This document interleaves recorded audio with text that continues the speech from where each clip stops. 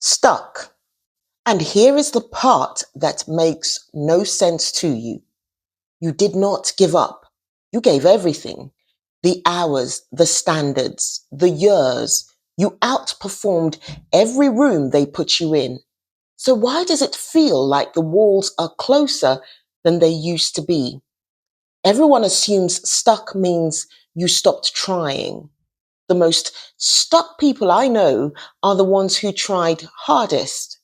By the end of this video, you will know why effort has stopped moving you and what actually holds a high performer in place. It is not fear of failure. It is not laziness. It is something almost nobody names. And once you can see it, the door you thought was locked looks completely different. Stay with me because by the end of this, you will stop treating stuck as a verdict on your drive and start seeing the mechanism that is actually holding you. I know this one from the inside. I have worked in two of the most demanding worlds in Britain. And in the first one, I reached a point where I was succeeding by every measure that existed and could not have told you why I felt trapped. I had options on paper, I used none of them.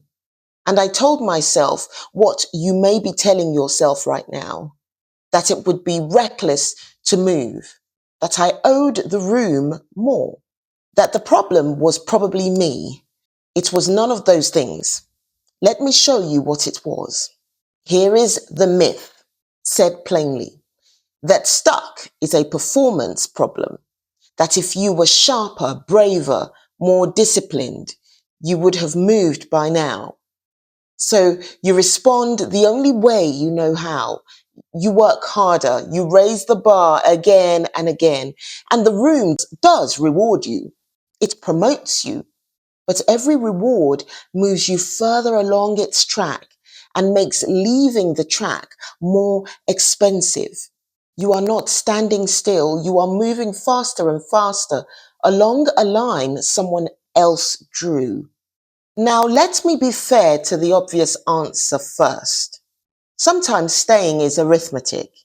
The mortgage, the school fees, the market at your age, those are real. And if that is your whole story, you do not need a framework. You need a spreadsheet and time. But here is what the arithmetic cannot explain. The people with the savings, the options, the offers in hand who still do not move. I have watched them. I have been them.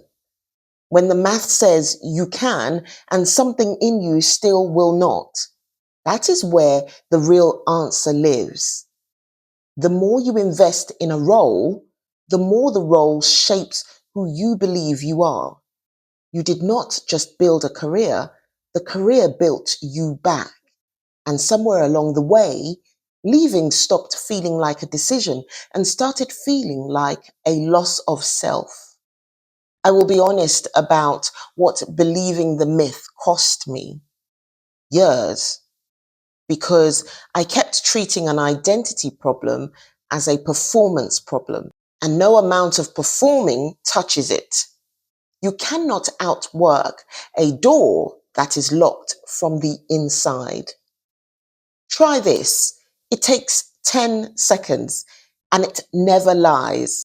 Finish this sentence without using your title, your employer, or your track record. Here goes. I am someone who, if the sentence comes easily, you are still holding the pen. If it stalls, if everything you reach for belongs to the room and not to you, then you have found the real reason you cannot move. It is not that the next thing is unclear. It is that you no longer know who would be doing the moving. So here is the instruction. You are not stuck because you lack options. You are stuck because the room became your name. The work is not finding the exit. The work is separating who you are from where you have been. The people who move well from here are not the ones with the best exit plan. They are the ones who quietly build the distinction between what they do and who they are. Who can hear the room applaud and know the applause is for the performance and the performer would survive its ending? That distinction is not arrogance, it is oxygen. The room shaped you, it did not make you. And here is the layer almost nobody looks at. Someone in my comments once put this better than I ever have, and I have not stopped using it. They said, asking what you might gain is the weaker question because the gain lives in the future and needs imagination. The cost is present, the cost is felt. So ask their question, what is staying costing you right now? The energy spent performing a self that no longer fits. The ideas you shrink before you say them. The version of you that only exists on the days you rest. Count the cost honestly, and the door starts to look different.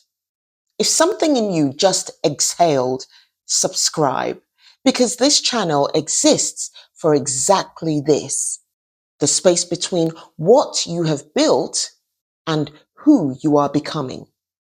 So let us do the inner work. 3 admissions.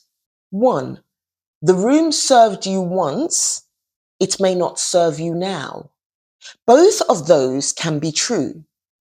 Gratitude is not a lease. 2, your investment is real and it is not a reason to stay. What you built there comes with you. It lives in you, not in the walls. 3, the fear is not of the unknown. It is of meeting yourself without the room's introduction. And that meeting is the beginning, not the loss. I remember the first time I tried that sentence myself. I am someone who, and nothing came. Everything I reached for had a logo on it. And I want to tell you what I wish someone had told me in that silence. The blank is not evidence that you are nothing without the room. The blank is the space where you get to answer for yourself, maybe for the first time since you were young. You are not losing identity. You are recovering the author. Everywhere you take this problem, you get the same answer. You will just know when it is time. I do not accept that. And one distinction matters here, so let me make it. Holding on to who you are is not the problem. There is a difference between a self you chose and a self you were issued. The first deserves your loyalty. The second deserves your scrutiny. The locked door only holds you when you cannot tell them apart. So I built a map for this exact door. I call it the 4 rooms. The room you built, the locked door where you are standing, the corridor, and the room you're building. Feeling stuck at the top of your game is not malfunction. It is the locked door doing what it does, and there is a way through it that does not require you to burn anything down. The first move is smaller than you fear. Name what you would keep from this room, because the locked door's favorite lie is that leaving means losing all of it. It does not. What you built lives in you. The rest is in the guide below. There is a free guide below to help you find which room you are standing in. And try the sentence in the comments if you are brave enough. No titles allowed. I read every single one. My name is Hannah Oller. The room shaped you. It did not make you, and it does not get to finish your sentence.